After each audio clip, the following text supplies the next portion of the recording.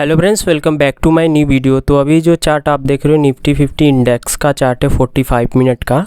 तो निफ्टी जो ओपनिंग किया था बहुत ही अच्छा बाइंग दिखाया था यहाँ पे कहीं ना कहीं, बस बाई के बाद मार्केट में एक रिजेक्शन देखने को मिला 24,600 का जो लेवल था। मार्केट यहाँ से कहीं ना कहीं पूरे डे में एक रिजेक्शन दिया था नीचे के साइड में। तो मैं बोला था कि मार्केट 24,600 24,500 के बीच में ओपन करने का सस्टेन करता है। जब से ब्रेकआउट नहीं देगा हमें कहीं पे तो एक स्ट्रॉन्ग ट्रेड हमें नहीं मिलने वाला है। ठीक है, तो चलिए हम सोमवार के दिन के लिए लेवल्स के बारे में बात कर लेते हैं कि निफ्टी के अंदर सोमवार के दिन कौन से लेवल्स हो सकते हैं जहां पे हम ट्रेड को प्लेस कर सकते हैं। तो अभी तक हमारे चैनल पे आप नए हो तो चैनल को सब्सक्राइब कर लेना, साथ में बेल आइकन प्रेस कर लेना ताकि हमारे आने वाले नए वीडियो की नोटिफिकेशन आपको मिलती रहे। तो अभी फ़िलहाल हम लेवल्स की बात करें तो अगर निफ्टी फिर से 24,500 24,400 के बीच में अगर ओपनिंग करता है, ठीक है, ये लेवल देखिए हमारे लिए स्ट्रॉन्ग तरीके से काम करेगा।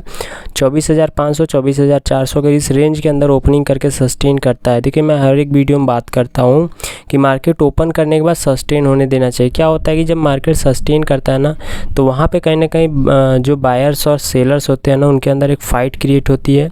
तो अगर इसमें अगर बायर हैवी हैं तो बाइंग साइड का मोमेंटम मिलेगा स्ट्रॉन्ग तरीके से, अगर सेलर हैवी हैं तो सेलिंग साइड का स्ट्रॉन्ग तरीके से हमें मोमेंटम देखने को मिल सकता है। इसलिए मैं जब भी मार्केट ओपन हो या क्लोज ओपन हो अप साइड डाउन साइड या रेंज में तो आपको सस्टेन होने देना चाहिए। सस्टेन होकर जब ब्रेकआउट करता है तो स्ट्रॉन्ग ब्रेकआउट होता है। ठीक है, तो देखो अगर यहाँ पे सस्टेन करके मार्केट अप साइड में ब्रेक करता है सोमवार के दिन तो 24,600 हमारा फर्स्ट टारगेट होगा। ठीक है, सेकंड 24,700 का हमारा सेकंड टारगेट होगा। ये ध्यान में रखना, 24,700 24,600 24,600 हमारा फर्स्ट टारगेट होगा, सेकंड टारगेट 24,700। ये दोनों टारगेट हमें मिल सकता है जब यहाँ पे सस्टेन करने के बाद ब्रेकआउट दे अप साइड में। बट ये ध्यान रखना कि 24,600 भी हमारे लिए रेजिस्टेंस है, 24,700 भी रेजिस्टेंस है। तो कहीं ना कहीं मार्केट यहाँ से फॉलिंग दिया था, फिर यहाँ पे भी फॉलिंग दिया है। तो अगर मार्केट कहीं ना कहीं 24,700 पे आता है तो फिर से रिजेक्शन देके 24,600 से 24,500 पे आ सकता है। ये ध्यान में रख के चलिएगा। ठीक है, अब मान लेते हैं नीचे की साइड ब्रेक करता है तो वहाँ कौन सा लेवल हमें मिल सकता है। देखो नीचे की साइड अगर 24,500 24,400 को ब्रेक करता है न सस्टेन करने के बाद तो 24,300 24,200 ये दोनों टारगेट हमारे लिए मिल सकते हैं निफ्टी के अंदर। क्योंकि देखो अगर पहले तो ऐसे समझो कि आपका डाउन ट्रेंड है, मार्केट डाउन ट्रेंड की तरफ आ रहा है, तो कहीं ना कहीं अगर मार्केट में थोड़ा सा भी करेक्शन लेवल करेक्शन होता है तो मार्केट बहुत तेज़ी से नीचे की साइड गिर रहा है। जैसे कि आप यहाँ पे देख पा रहे हो 24,600 के लेवल को मार्केट जैसे ही टच किया उसके बाद करेक्शन अच्छे से मिला।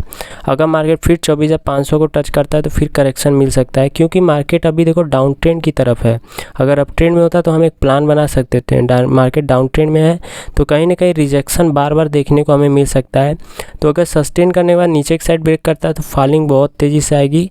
24,300 24,200 ये दोनों टारगेट हमारे लिए बहुत तेज़ी से अचीवमेंट होंगे। ठीक है, तो ये दोनों टारगेट आप मार्क करके रख लीजिएगा। ये अगर सस्टेन करने के बाद नीचे की साइड ब्रेक करता है तो फर्स्ट टारगेट 24,300 और सेकेंड 24,200 डाउन साइड के लिए दोनों टारगेट हमें मिल सकते हैं। ठीक है, अगर गैप अप खुल जाता है तो हमारे लिए क्या लेवल्स हो सकते हैं। देखो गैप अप खुलने का रीज़न क्या है। अगर मार्केट मान लेते हैं गैप अप ही खुल गया, 24,500 के ऊपर ही खुल गया। ठीक है, ये जो लेवल है 24,500 का यहाँ पे एक सपोर्ट की तरह काम कर रहा है, अभी रेजिस्टेंस बन गया है। अगर 24,500 के ऊपर मार्केट खुलता है 24,500 24,600 के बीच में यहाँ पे भी सस्टेन करेगा। देखो हम बार बार यही बोलते हैं कि सस्टेन करने देना चाहिए। सस्टेन करके अपसाइड ब्रेक करता है तो 24,800 24,900 ये दोनों टारगेट हमें बहुत अच्छे से देखने को मिल सकता है। बट ये ध्यान रखना फर्स्ट टारगेट तो हमारा 24,800 होगा, सेकंड टारगेट होगा 24,900। लेकिन ये ध्यान रखना कि 24,900 एक स्ट्रॉन्ग सेलिंग एरिया है, मतलब रेजिस्टेंस लेवल है, क्योंकि यहाँ पे बहुत बड़े कैंडल से मार्केट ने 45 मिनट के कैंडल से ब्रेकआउट नीचे एक साइड दिया था। तो यहाँ पे अगर मार्केट सस्टेन करने के बाद अपसाइड निकलता है तो कहीं ना कहीं 24,800 पे भी मिलता है टारगेट हमारे लिए। और इसके बाद 24,900 पे जाता है, कोई भी यहाँ पे नेगेटिव कैंडल क्रिएट करता है। ठीक है, यहाँ पे नेगेटिव कैंडल क्रिएट करता है तो मार्केट फिर से 24,800 और 24,700 के बीच में आ सकता है। इसे दिमाग में विशेष रूप से ध्यान में रखिएगा कि आपको बस टारगेट अचीव करना है, उसके बाद मोमेंटम अपने जहाँ पे रेजिस्टेंस लेवल स्ट्रॉन्ग जो स्ट्रॉन्ग रेजिस्टेंस लेवल है उनको ध्यान में रख के चलना चाहिए कि मार्केट कहाँ से रिवर्स हो सकता है। ठीक है, क्योंकि आपकी एक ही कैंडल स्पाइक दे सकती है जहाँ पे आपका जो प्रॉफिट है सब जीरो हो जाएगा। तो इसको गैप अप के साइड अगर खुल के ऊपर साइड जाता है तो ये ध्यान में रखना। अगर डाउन साइड में आता है तो हमारे लिए 24,400 भी स्ट्रॉन्ग सपोर्ट है। तो अगर गैप अप खुलेगा तो स्ट्रॉन्ग सपोर्ट है, तो यहाँ पे कोई भी पॉजिटिव कैंडल बनता है तो हमारे लिए फिर से 24,700 के लेवल पे हम मार्केट को फिर से लेके आ सकते हैं। ये गैप अप के लिए हो गया, ठीक है। मगर गैप डाउन खुलेगा तो उसके लिए हम क्या करेंगे, देखो गैप डाउन जब भी खुलेगा मार्केट, ठीक है ना, तो ये ध्यान रखना कि गैप डाउन का जो ये लेवल है, यहाँ पे आप देख रहे हो ये गैप डाउन का जो स्ट्रॉन्ग ये लेवल हो गया आपका बाइंग हो गया, ठीक है। एक लेवल आपका ये बन के आ रहा है, निकल के आ रहा है, ठीक है। अगर गैप डाउन खुलता है मार्केट, गैप डाउन का मतलब इस रेंज के नीचे ही खुलेगा कहीं ना कहीं।